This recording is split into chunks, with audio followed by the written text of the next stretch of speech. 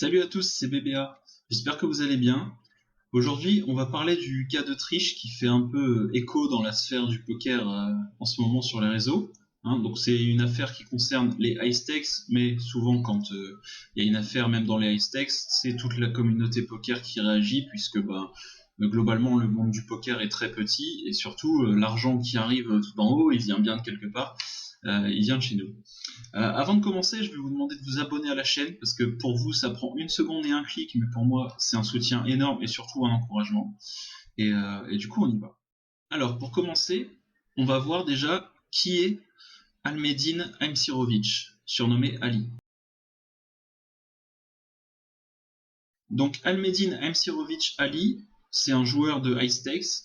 C'est quelqu'un qui a cumulé 17 millions, enfin à peu près 18 millions de gains sur le live. Alors bien sûr, ça c'est pas le profit net, évidemment.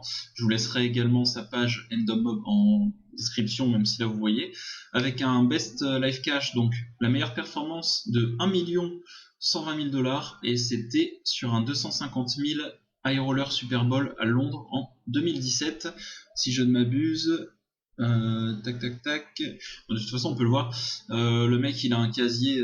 Alors, je dis un casier, c'est pas un casier judiciaire, mais je veux dire, il a 209 résultats à son actif et sa perf allait un peu plus bas, il me semble. Tac tac tac. Ok, ouais, ici. Voilà, il a fini runner-up d'un 250 000 en 2019, autant pour moi. Donc en 2019 à Londres. Donc c'est un joueur américano-bosnien, on va dire. Je vous laisserai sa fiche en description, des infos que j'ai trouvées sur Wikipédia. Mais en gros, à ses 3 ans, sa famille a émigré aux États-Unis suite à des problèmes de guerre dans le pays. Donc voilà, c'est pas des petits tracas. Et depuis, donc, il réside à Vancouver aux États-Unis. Alors maintenant, en deuxième partie, on va voir l'accusation. Le 18 avril, Alex Foxen, un autre joueur high stakes, publie ce tweet que je vous ai traduit. Alors, la liste noire du poker ne peut pas arriver plus tôt. Je vais essayer de faire la... Ali est déjà banni de GG pour multi-account et real-time assistance, donc les fameux RTA qui donnent des solutions en direct. J'ai été témoin de nombreux, alors déchargements de puces, c'est pour le chip dump, donc en fait de nombreux transferts de jetons sur ces poulains et de nombreux changements suspects dans le jeu de la part de ces mêmes poulains qui du coup sont connus pour être les poulains de Ali. Et tout ça lorsqu'ils sont en deep run dans les MTT. Donc là déjà ça commence à sentir le mouton, mais bon, ça pourrait toujours être du poulet.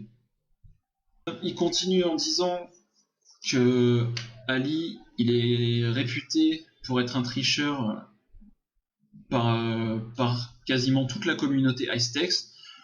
Cependant, sans preuve en béton armé, tout le monde reste silencieux. Après avoir vu cette main sur le Super High Roller Ball livestream, assez est assez. Là, on voit que Alex Foxen, voilà, il en a marre et il veut sortir la vérité. Donc cette main qui s'est déroulée sur le Super High Roller Ball livestream, donc c'était vraiment en direct. On voit en fait que Ali il open au bouton As-9, donc il a dit le cut-off là, mais il s'est trompé. Vous pourrez le voir sur la vidéo dont je vous posterai le lien. Et en fait, le problème c'est qu'après il regarde les cartes de son voisin de gauche Paul Fua, qui apparemment ne s'est pas très bien protégé ses mains. Je pense qu'il est en toute détente, tellement il est blindé le mec.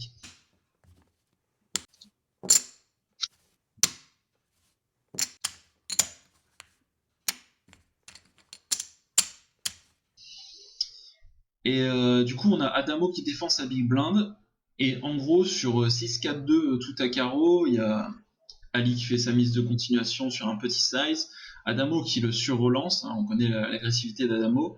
Et en fait, Ali, il fait un truc qui n'existe théoriquement pas. Il le re-raise sans faire all-in. Donc en gros, il le 3-bet size. Donc là, on pourrait se dire, oui, ok, le mec, il prend la line qu'il veut. Le problème, en fait, c'est que c'est des joueurs de super haut niveau. Et du coup, quand ils ont run le spot, ils se sont rendus compte qu'il n'y a pas d'autre race que de faire all-in. En gros, à condition de savoir que l'as de carreau n'est plus dans la main du défendeur. et ce qui du coup change l'effet de card removal, donc des cartes mortes, on va dire, ça change énormément une décision. Donc le problème, il vient du fait que du coup, ça fait beaucoup de sens d'avoir fait le play qu'il a fait Ali une fois qu'on sait que l'as de carreau est plus en jeu. Donc c'est de là aussi que vient l'accusation.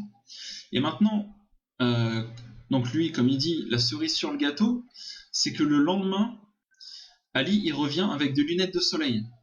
Sauf que, bah du coup, ça fait un peu, ok, sa triche a été tellement grossière qu'en fait, il s'est dit, bon bah vas-y, je vais mettre des lunettes de soleil. Donc en fait, si on prend les informations de manière isolée, on n'a pas vraiment de suspicion de triche, parce que ça peut être des coïncidences, mais une fois qu'on met tout bout à bout, au bout d'un moment, si ça sent le mouton, que ça a la texture du mouton et le goût du mouton, c'est difficile de dire que c'est du poulet. Sauf si Chuck Norris le dit. Alors du coup, ensuite il enchaîne en disant que la communauté high-stakes est pour la plupart très très comment dire, très, comment je peux dire ça en français, honorable. Ok. Ah ouais, fallait pas aller chercher loin. Ok. Donc du coup il dit que la communauté high-stakes dans son ensemble est très honorable et que c'est un groupe que lui-même se considère comme chanceux d'être associé avec eux.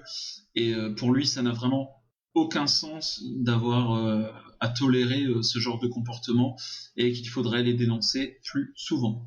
Bon, je sais qu'il y a plusieurs règles qui ont réagi et qui confirmaient, qui suspectaient Ali de tricher, et notamment online apparemment. On parle de multi-accounting sur ACR, potentiellement de ghosting du coup. Donc voilà pour cette affaire. Voilà, j'espère que cette petite vidéo vous a plu et vous a aidé à mieux comprendre ce qui se passait. N'hésitez pas à me lâcher un petit like, un commentaire sur ce que vous pensez de la triche au poker tout simplement. Quelle solution vous verriez bien pour stopper ça. Et n'hésitez pas à partager la vidéo si elle vous a plu et vous abonner à la chaîne pour être au courant des prochaines actualités. Allez, à bientôt. Ciao ciao.